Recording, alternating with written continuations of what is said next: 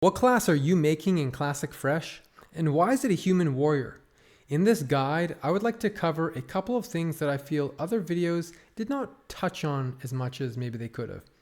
It may have been quite a while since you have played Vanilla WoW, or maybe you've never played it at all. Choosing your class is a big decision because leveling takes a long time, and while changing classes early is not the end of the world, it is definitely worth avoiding to restart because you chose a class that just wasn't right for you. If you never played vanilla, it's important to understand that classes are not balanced for every scenario. Each class excels at different things. Some people actually dislike vanilla for this reason, but I love the fact that it is perfectly unperfect. With that said, let's dive into the 9 classes of Classic WoW. We will rate and discuss each class in the following categories: leveling speed, ability to make gold, raid ranking, raid demand, PvP ranking, and group PvP demand. Let's start with warrior. Leveling speed, notoriously slow levelers with a lot of downtime. Ability to make gold, not particularly great. You can gather, you could use professions, or you could use your tanking services later on to hard reserve, say, the first righteous orb in a strat live. But a warrior doesn't possess any special ability that sets them apart from a different class. Raid ranking, S tier for Fury DPS or Fury Prod. Raid demand, very high for tanks and DPS. The highest demand of all of Classic. A raid could fit 20 warriors or more. If you play a warrior, you can find a raid spot. If there is a raid recruiting, they're probably recruiting warriors. PvP ranking. For solo PvP, they're not the best. Maybe B tier. They can do big damage when they connect, but they are easily CC'd. However, they are S tier with support. Group PvP demand. Pretty low because a BG only needs 1. However, there are so many people who play warrior, they're going to probably want to rank up or do PvP in some capacity. And a Warsong Gulch pre-made with 5 warriors, it's not ideal. But it's common to see that because there's just so many people who want to play warrior. Rogue. Leveling speed. It's decent. It's a safe leveler with Vanish to prevent run back and things like that. Blade Flurry allows for taking on 2 or even 3 mobs every 2 minutes.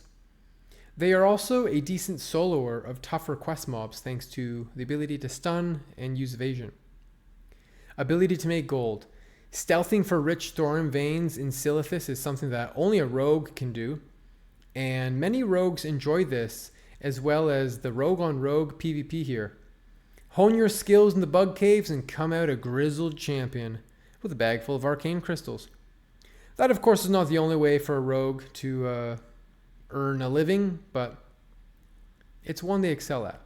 Also, when Zul'Gurub comes out, rogues can farm Zul'Gurub because there are herbs in there and voodoo doll piles that only a rogue can access, and they will be able to get Bloodvine and make so much gold. Raid ranking.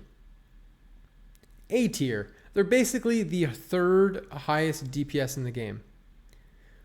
Raid demand. Medium demand. You can fit 2 to 5 rogues in a raid, but meta comp would dictate you taking a warrior over a rogue. That said, you can totally bring a bunch of rogues. But for some reason, Horde raids really seem to hate rogues more so than Alliance. PvP ranking. S tier. Best in solo PvP where people don't break their CC. Usually in group PvP, they're on defense, away from the group, doing their own role. Group PvP demand. I think there's a pretty high demand for that one rogue who plays for the team, a rogue who just wants to fight in the midfield as wasted potential, A rogue who's going to go around flag carrying, killing flag carriers, or defending the flag when it's in the base, or trying to take Arathi Basin nodes are much better. Mage. Leveling speed, the absolute fastest leveler out there. They can AoE farm and get huge experience gains. And then portals around the world make for quick travel too. Ability to make gold. The absolute best AoE farmer. They can also boost people and they'll get paid to simply help level them up fast. And when ZG comes out, you can farm the Bijous. Raid ranking on a mage, S tier. Raid demand, high. You will need 4 competent mages in the raid. Frost mage is a one-button joke, but fire mages must work together to build and ignite and communicate. It's actually a fairly involved process, and one bad mage can really ruin the entire mage core's damage potential. So it does have a high skill cap. PvP ranking, S tier. Group, solo, they have massive single target burst, huge AoE damage, crowd control, defensive shields, and even immunity. They're a great flag carrier right behind Druid. Group PvP demand, very high demand. You always would love to have at least 2 of them in, say, a Warsong Gulch. And if you're in an Alterac Valley with 15 mages on the enemy team, good luck. Hunter. Leveling speed, very fast due to low downtime as their pet takes the brunt of the damage. And at level 20, they get an increased movement speed with aspect of the cheetah. Ability to make gold. A lucrative gold making strategy for Hunter is to learn skinning and solo the elite Devilsaurs in Ungoro Crater. Just note that many people try and do this, and on a PvP server, there's often the Devilsaur mafias where cross-faction players work together and lock the zone down. Hunters can use Eagle Eye to spy on rare herbs like a Black Lotus and beat someone to the prize. They are also good at gathering as their pet can take hits while they pick the flower. And hunters are known for soloing Dire Maul Tribute later in the game to disenchant the blues or just sell the items in the chest. Raid ranking. Every raid needs 1 or 2 hunters, but beyond that, their damage is quite irrelevant. Instead, they are used to hunter pull the raid, and some might argue that they are one of the best classes to lead a raid on. For DPS, they are D tier. Raid demand. Like I said, you only need 1 or 2 hunters, and beyond that, it's a fairly low demand for hunter. Tough to get a raid spot. To improve your chances of getting a raid spot as a hunter, you need to learn how to pull and not just think of yourself as a DPS. PvP ranking, A tier, known for bursting down mages and kiting warriors to an embarrassing demise. Flares that expose rogues and masterful tracking of the area. They can be a real pain to deal with. They're AoE slow. Trap in the Warsong Gulch Banana is a nearly unbreakable defense. Group PvP demand, high demand for 1 hunter, Eagle Eye and Arathi Basin, and defense in Warsong Gulch. They're also a decent flag carrier actually. Warlock, pretty easy leveling due to the pet and fear. Ability to make gold, not particularly special, but they do get a free mount at 40. Some Warlocks will solo Dire Maul for the Rich Thorium Veins when that comes out. Raid ranking. B tier DPS. They're mostly there as a support role. Curse of Elements or Curse of Recklessness. And Healthstones, summoning, that kind of thing. Raid demand, low. Only usually 2 are brought to the raid. PvP ranking. S tier absolute gods in 1v1 and group play. Their pets allow them to counter so many things. Nasty Seduction CC, or Voidwalker Sack for a big shield, or Purge and Spelllock with the Fell Hunter. There are also many PvP specs to keep things interesting. Conflag, Soul Link, etc. Group PvP demand. Every Warsong Gulch is going to want at least 1 Warlock. They do work well with others. However, without communication, a dot could kind of mess up crowd control. Druid. For leveling speed, Druid is one of the fastest levelers because at level 23 they get 30% improved movement speed through talents, and at level 30 they get a 40% movement speed with travel form. They also use energy to fight and then heal with mana between fights and let their mana regen back to full while they're in cat form. They have almost no downtime as a result. They move fast, they can sneak around, they can even solo tough foes in bear form or by using roots and sleeping enemy beasts. Ability to make gold. Druids are quite good at gathering, particularly herbs, by horde druids, as Tauren gain additional herbalism skill, which makes it easier to level that profession up, and you won't get failed picks at a higher level. High level herbs sometimes take 2 or 3 tries to be successful when you pick them. It would suck to find a black lotus and you keep failing to pick it just in time for the enemy faction to take you out. Coupled with a druid's movement speed, you can really run pretty fast in travel form picking herbs. Though an epic mount moves at 100% speed, you can pick flowers in travel form and you don't need to worry about mounting up. You also don't need to fight enemies because you could simply root them, grab the flower and keep going. They are also good at grabbing underwater herbs due to their sea lion form to move quick underwater. Raid ranking. Every raid will want a druid, usually restoration. Resto Druid is a support class that buffs the raid and debuffs the enemies, and it does some healing. They're not the strongest healer. They are an A tier class. Bear Tank is B tier and Cat is C tier. They will do less damage than a rogue in single target and even less in AoE. Boomkin is F tier. Raid demand for a Resto Druid is medium. They only need 1. Bear Druid is a pretty low need, but they can do a decent job. PvP ranking, A to S tier for PvP ranking. All PvP specs are interesting and viable in PvP and vanilla for Druid. For group PvP, the only Druid that they want is a flag carrier, and they are the best. Druids also have battle res, but they cannot res in the normal fashion. Priest. Leveling speed is pretty slow.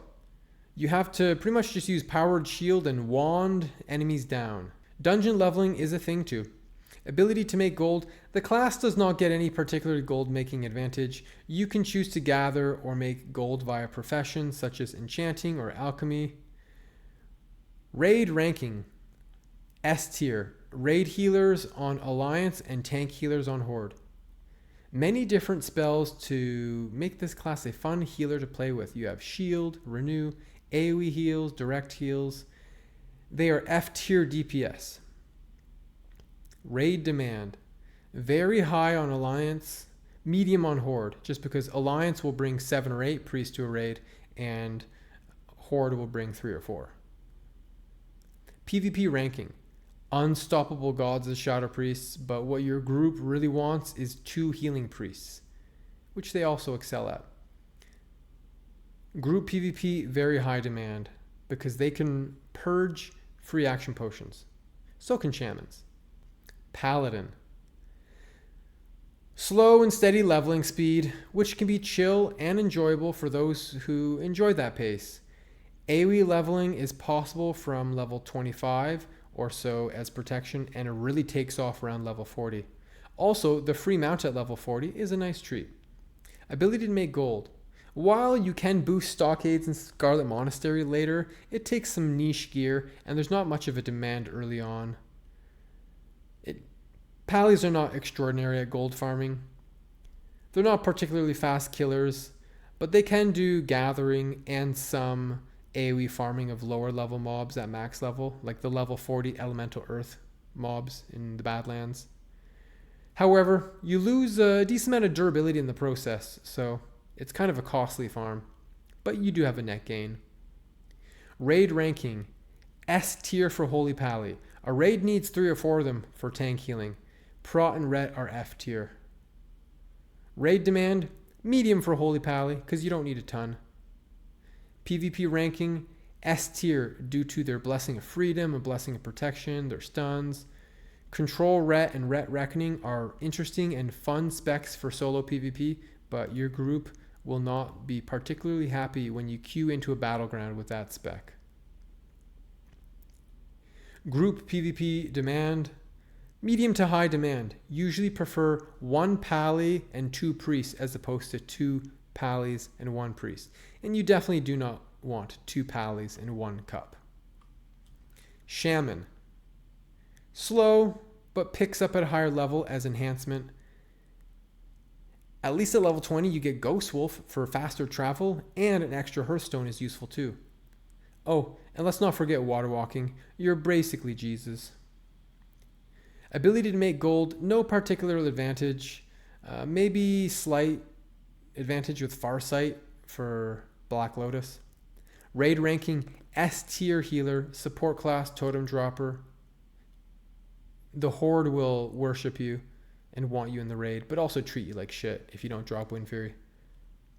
It's a weird dynamic. F tier for enhancement and elemental. They don't do much damage. Raid demand, high demand for Resto Shaman, and if you want the PvP gear, just heal and you'll get that stuff. Deep Resto talents are not exactly needed. They're not that powerful, so you can actually do decent healing with like a hybrid elemental Resto build. PvP ranking, S tier for burst. Elemental Shaman's just one-shot people. Enhancement Shaman, you're just playing the lottery there, but it can do big damage. Farsight is great for searching for people to grief, if that's your thing. Group PvP demand, high demand, but usually just for 1 or 2 of them. Well, that is the guide to the classes and picking them. I hope you find it helpful, and see you on Fresh. If you enjoyed the video, drop me a sub and a comment. Catch me live on my Twitch channel, Dwarf Lord TV, to connect with me or say hi to me in game on any of my characters. Dwarf Lord out. And they say that the Dwarf Lord could save us. I'm not gonna pave here and wait. I'll hold on to the beard of the Dwarf Lord. Watch as we